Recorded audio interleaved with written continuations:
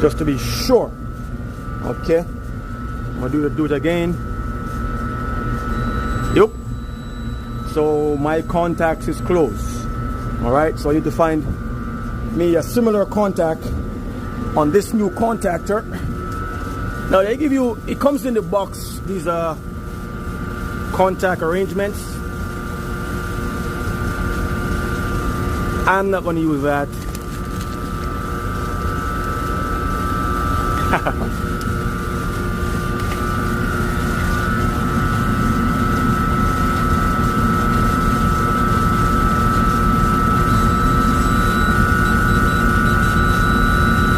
So these two right here is normally closed, apparently, and these two down here normally open.